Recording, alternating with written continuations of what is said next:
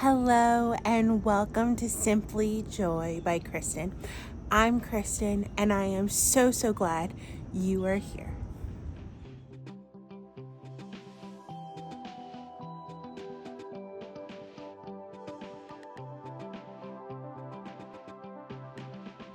It's rice paper week. Oh, I am so excited. Connie from The Painted Photographer has a line called Connie's Lines and Designs Rice Paper, and I am now a retailer. She asked me to be a part of her team, and I'm so excited.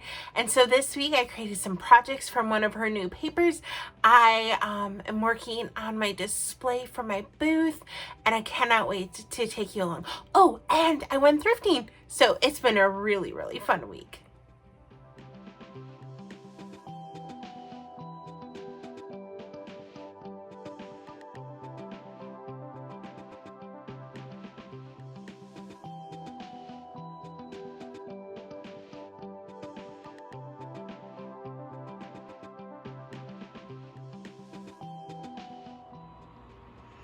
The funny thing is, I was not going to do a rice paper in a frame project in this video. I was going to mention it, but I wasn't going to do it. But when I pulled this thrifted frame from this weekend, I just thrifted it, and I saw the color of that mat. Oh, it's so perfect. It's so perfect with the Wren. Like, there's just no words to describe. I mean, it makes me tear up. How precious is that? So now I just gotta give the wood frame a little bit of love, TLC. But you want to know even something fabulous?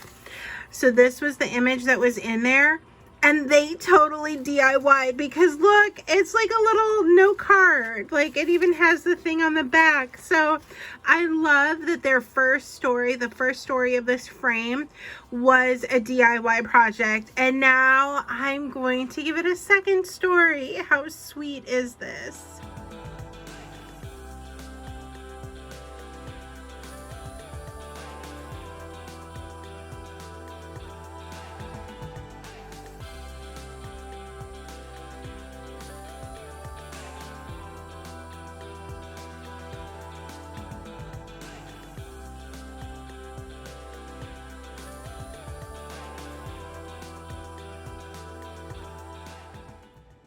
I think the blue pine was so pretty, but the dark wax just adds a richness and dimension, because the mat is very flat looking and the Wren is so pretty.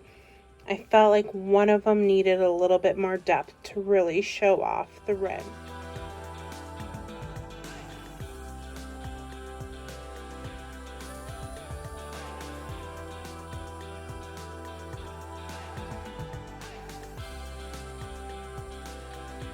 Change of plant. I think I'm going to put a little music behind the bird, and I'm going to cut the bird out. I think that's the new plan.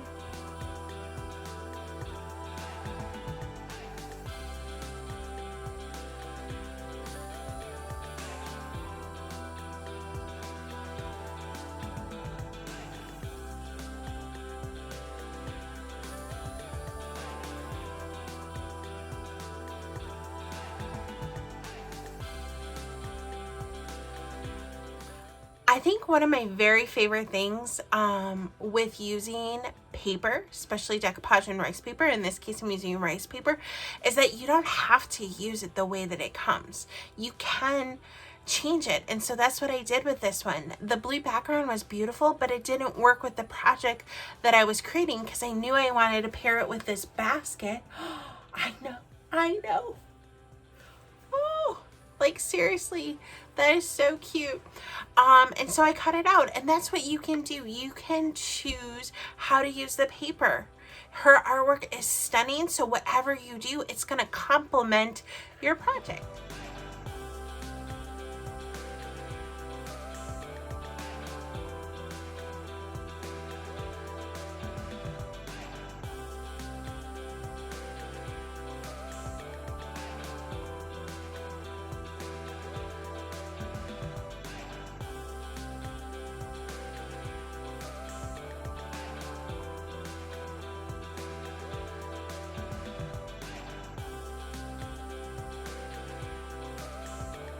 One of the things that I really wanted to try was fabric. I wanted to put rice paper on fabric, and I was like, ooh, what do I have? Oh, my pencil pouch, no big deal.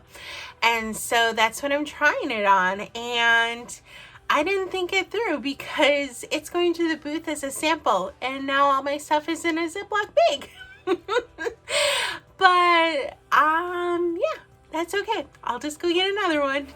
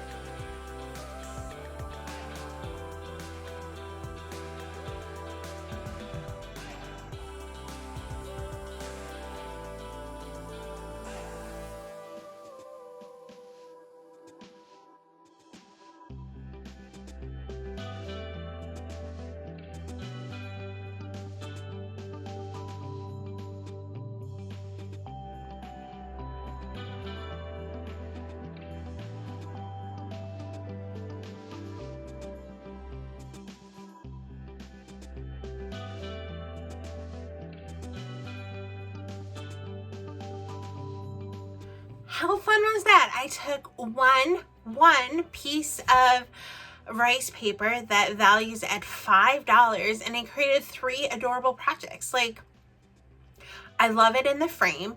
I thrifted the frame, so that was really inexpensive.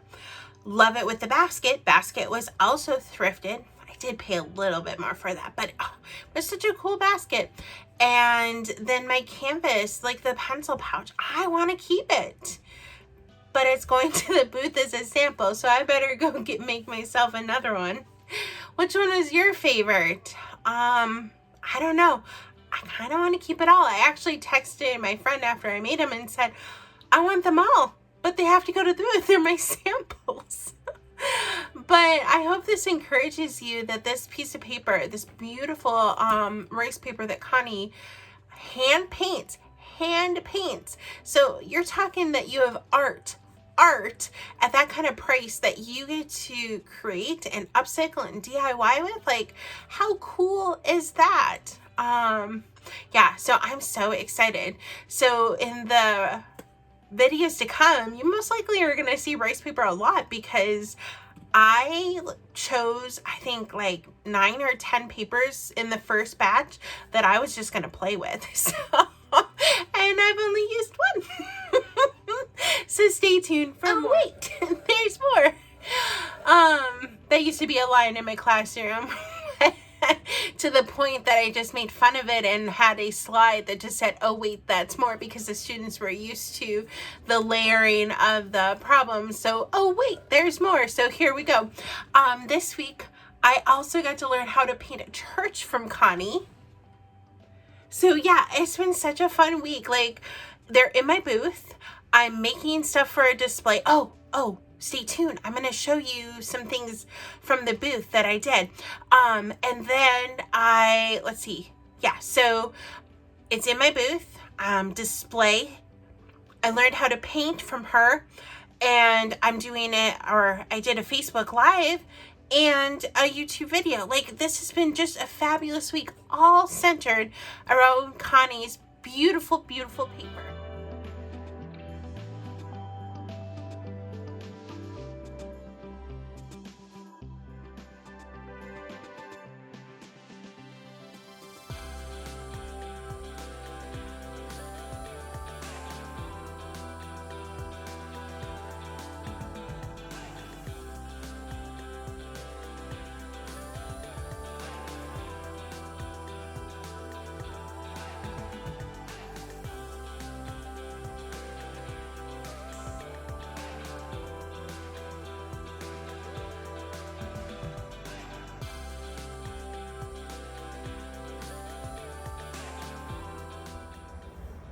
Hello, friends. Oh, I have just had so much fun playing with the rice paper And I showed you a few more samples that I created for the booth, and I got to go thrifting with my family in celebration of my sister-in-law's birthday, so that was so much fun. And then I got to use the items right away, which I have really enjoyed. They were so perfect. They were meant to be for this week. Yeah, and then after this, I'm going to show you the display at the shop. So I'm so excited to show you.